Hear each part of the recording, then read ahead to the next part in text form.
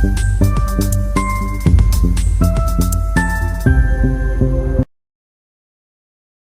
Chart को हम लोग समझ लेते हैं। मार्केट किस हिसाब से बायर और सेलर को बिठाने की कोशिश क्या है।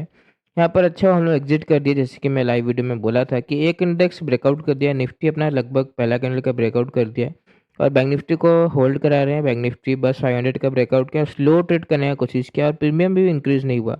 250 पॉइंट का मोमेंटम में प्रीमियम 100 पॉइंट भी नहीं बढ़ा, तो कुछ गड़बड़ तो नजर आ ही रहा था। अच्छा वो एग्जिट कर दिया, क्योंकि यहाँ पर जैसे एग्जिट किया उसके बाद देखो डाउन साइड का मूवमेंटम करके डाउन साइड ही क्लोज होने की कोशिश किया है।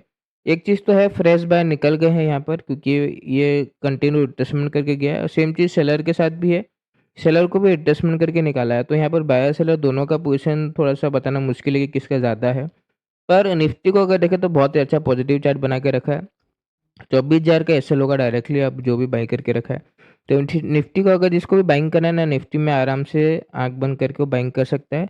अगर बड़ा गैप डाउन ओपन हुआ निफ्टी में, मान लो 150-200 पॉइंट, उसके बाद अपना ये जो लो वगैरह स्विंग वगैरह का डायरेक्टली ब्रेकडाउन वगैरह किया, उसके बाद कंटिन्यूस में नेगेटिव मोमेंटम किया, तभी डाउन साइड जा सकता है। वरना फ्लैट, हल्का फुल्का गैप अप या गैप डाउन, तीनों सिनेरियो में बैंक साइड हम लोग जाने की कोशिश करेंगे।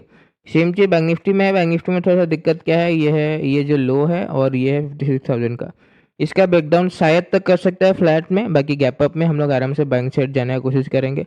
गैप डाउन में थोड़ा सा देख लेना, बड़ा गैप डाउन में कंटिन्यूशन में नेगेटिव मूवमेंट आया है तो बाइंग वगैरह हम लोग नहीं जा सकते हैं। उसके बाद हम लोग को सेलिंग ही करना पड़ेगा मार्केट, क्योंकि एक दिन बड़ा, दूसरे दिन वापस बड़ा गैप डाउन, फिर तीसरे दिन वापस बड़ा गैप अप। तो गैप अप गैप डाउन खेल रहा है तो हम लोग को मार्केट के साथ ही होना पड़ेगा। गैप अप मिला पॉजिटिव, बड़ा गैप डाउन मिला नेगेटिव। बहुत ही सिंपल फार्मूला है।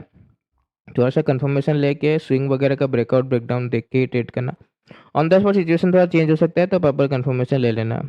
धन्यवाद।